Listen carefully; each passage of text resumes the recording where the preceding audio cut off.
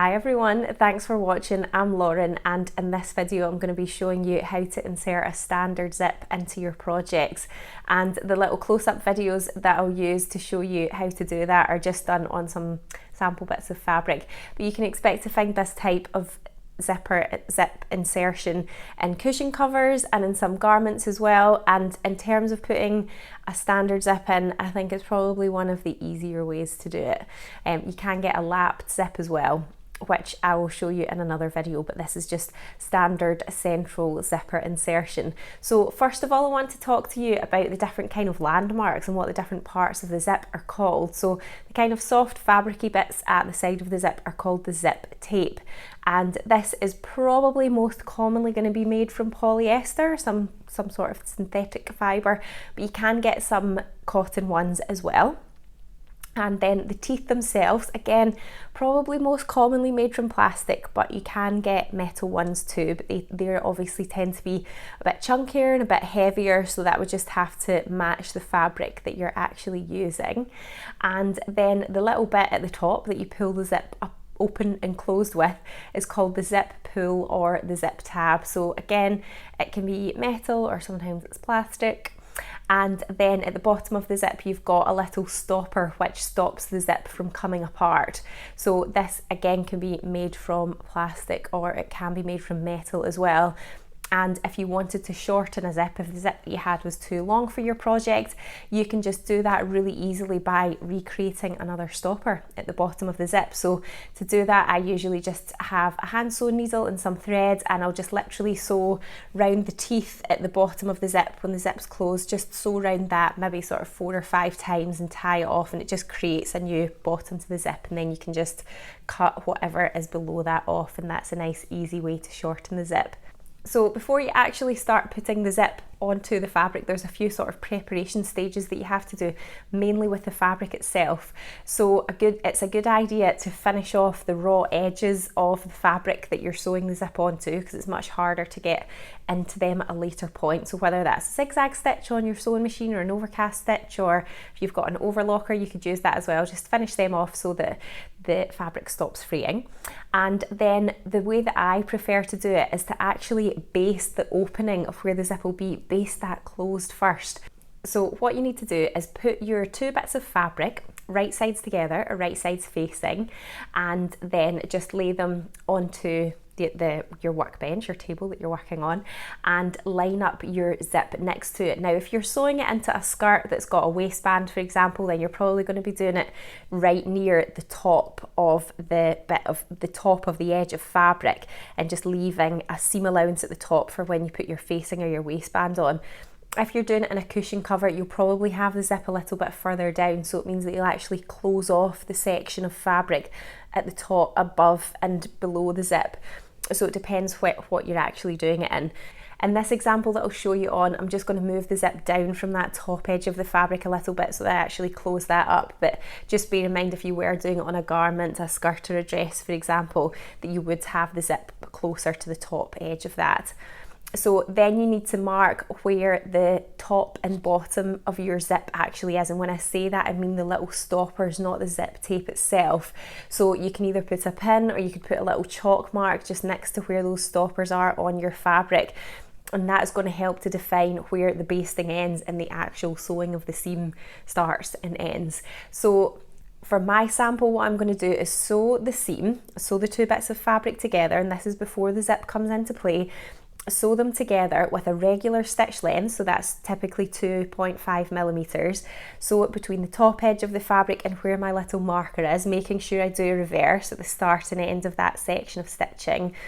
And then between my 2 markers in the middle, which is where my zip will eventually be, I change onto a longer stitch length in the machine, a basting stitch. So that could be like 4.5, 5 millimeters long, just a nice long one so it's easier to unpick later. And then at that bottom section underneath the zip, again, you're going back to your regular stitch length, which is 2.5 millimeters, and making sure you do a little reverse at the beginning and end. So once you've got that sewn, you have to press the seam allowances open so that they're nice and flat, and then you need to hold the zip in position on the back of the fabric so that you can then sew it from the front. Now there's several different ways that you can do that. I prefer to use the Prim Wonder tape, which is basically like double-sided sticky tape, but it's for fabric. You can sew through it, it doesn't gum up the machine, and it just washes out afterwards as well. So I usually just stick 2 lengths of that along the tape of the zip and then place the zip face down onto that pressed open seam allowance on the back, making sure that the little markers for the top and the bottom of the zip line up to where my stitching lengths change. If you didn't have that Prim Wonder tape, you could achieve exactly the same thing by first of all pinning the zip into place and then hand tacking it. I'm suggesting hand tacking because it's a much more precise, accurate way to hold the zip in place, because you're going to be sewing it from the other side of the fabric, from the front of the fabric, and if your pins are underneath, then they're obviously going to get caught into the machine. The other thing to just check is that when you do place your zip onto those seam allowances, that you're making sure the teeth of the zip are nice and centered over that seam line. Make sure your zip's not sort of off to the side or anything. Now, you're going to have to change the foot that is on your machine in order to be able to sew around this zip, because the zip itself is raised up from the fabric, especially the zip pull. So on my machine, the regular zipper foot looks like this, and it allows you to just do a line of stitching close to something that is raised from the surface of the fabric. So when you come to actually stitch the zip into place from your fabric, you're going to be working from the right side, which means that the zip is going to be underneath, and it's better if you can move the pull of the zip just out of the way a little bit so that you don't end up with a little kind of lumpy bit in your line of straight stitching. The end goal is basically to have stitched like a rectangle of stitching all the way around the zip opening where it will be. But in order to do that, you need to be able to move the little zip pull up and down. So you want to unpick your basting stitches maybe by about a couple of inches, just so that you can get access to the pull of the zip and move it up and down. And then you're going to be stitching around the zip. And you want to aim to be approximately a centre away from that seam line that is in the middle, is where the 2 bits of fabric are coming together, and then just being very slightly above the stopper at the top and bottom of the zip. You want to make sure that you're not having to sew over the stoppers, because it can break the needle, because they tend to be a bit thicker and harder, especially if they're made of metal. Now, you can either just try to line the foot of your fabric up with that seam line that you can see on your fabric. You might want to draw on with some chalk. Just check that it's quite easy for the chalk to rub off, because when you're drawing quite a sharp line on the fabric, sometimes chalk sticks to fabric more than others. Just check it comes off easily. So whatever you need to do to help you get a sort of nice consistent straight line of stitching a centimetre away from that seam line of fabric, and you're just stitching all the way around, turning at the corners. Now when you do come to the pull of the zip, I would start by opening the zip a little bit. You're going to be stitching down the side of the zip, and before you get to the pull of the zip, stop, lift the foot of the machine up, move the pull of the zip behind and get it out of the way, and then you can continue to sew past. And then when you come up stitching the other side of the zip, you can do exactly the same thing. You just need to stop, move the zip out of the way, and then stitch past it, and that just ensures that your line of stitching stays nice and accurate. So once you've actually got it stitched on, just check from the back that you've actually been sewing through the tape of the zip as well, because then you know that it's properly secured in place, and then you're ready to just unpick your basting stitches and see that your zip goes up and down nice and smoothly. And that is it. That is how you put in a standard zip. So probably my top tip that makes like this whole thing quicker is using the Wonder tape, because it's just really good at holding the zip into place.